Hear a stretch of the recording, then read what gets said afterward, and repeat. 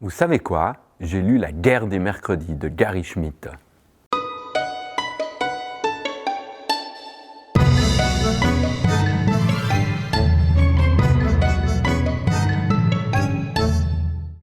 Alors, on est aux États-Unis dans les années 60, dans une petite ville près de New York.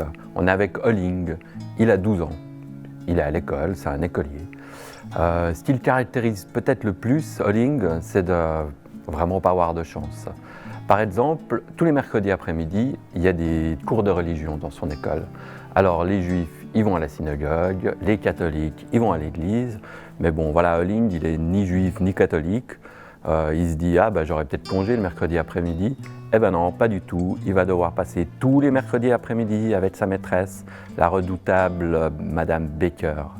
Madame Baker, elle décide qu'elle va lui donner des cours particuliers. Alors, ça va commencer par déjà lui faire nettoyer tous les tableaux de la classe, nettoyer les bureaux, nettoyer les classes, quoi, voilà. Et après, elle a la bonne idée de vouloir lui faire répéter un peu de Shakespeare, hein, La Tempête de Shakespeare. Holling, il est horrifié, il n'a aucune envie de passer les mercredis après-midi avec la maîtresse Baker et puis Shakespeare. Bon, voilà, petit à petit, quand même, il commence à s'y faire, il prend un peu de plaisir à ses mercredis après-midi et voilà. Mais voilà, c'est pas terminé les ennuis de Holling. Tous les élèves de la classe se sont un peu ligués contre lui et il s'est retrouvé dans une situation un peu embarrassante où il leur doit de l'argent.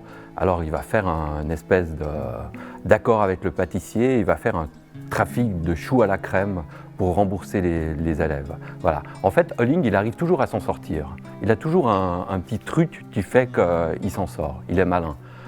N'empêche que la pièce de Shakespeare, il va devoir la jouer en costume d'époque, avec des collants jaunes. Voilà. Si les élèves de sa classe le voient avec des collants jaunes, sa réputation, elle est terminée. C'est La guerre des mercredis de Gary Schmitt.